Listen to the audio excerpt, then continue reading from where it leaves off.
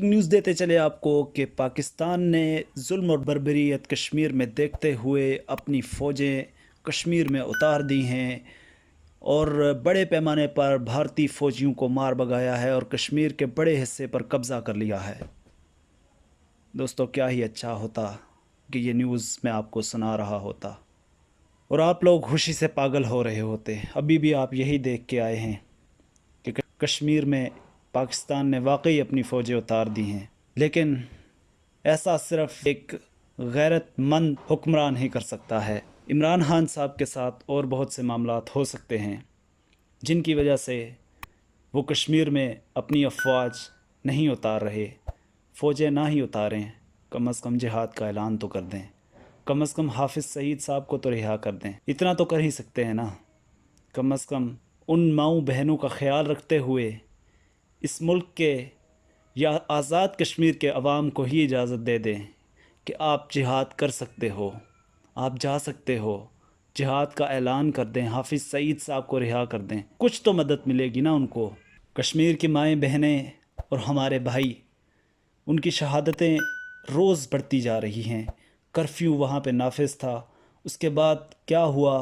जुमे के दिन सारे लोग बाहर निकल आए, उन्होंने एहतजाज किया, उन्होंने कर्फ्यू तोड़ने की कोशिश की, जिसकी वजह से हमें मीडिया तो नहीं दिखाएगा, लेकिन वहाँ पे हज़ारों कश्मीरियों को मारा गया, शहीद किया गया।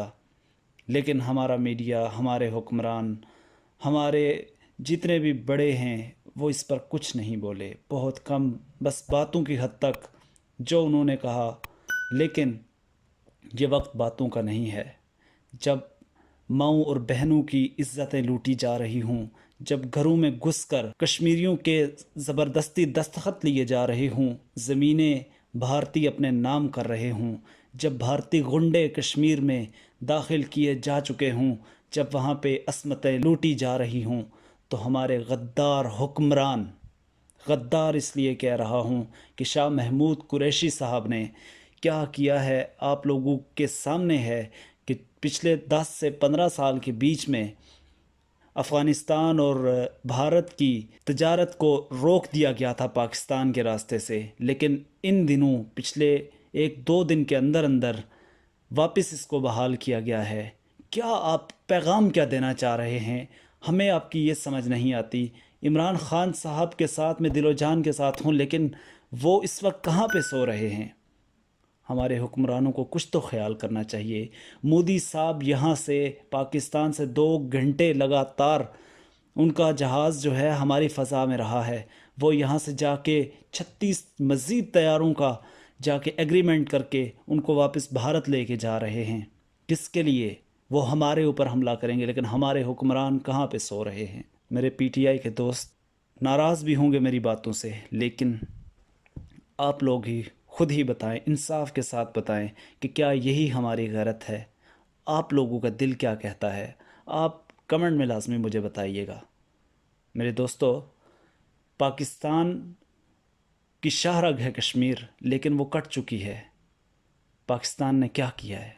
यही कि हमने फ़लाँ मुल्क से रब्ता कर लिया है, उससे बात कर ली है, मामले से आगाह कर लिया है। यार, मामले से आगाह आपने कर लिया है, सब जानते हैं कि मामला असल में क्या है।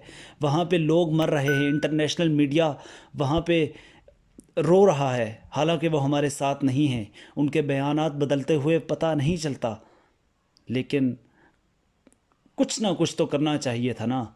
क्या पाकिस्तानी हुक्मरानों ने, किसी ने इंडियन सफ़ीर को बाहर भेजा है, यहाँ से निकाला है इस मुल्क से?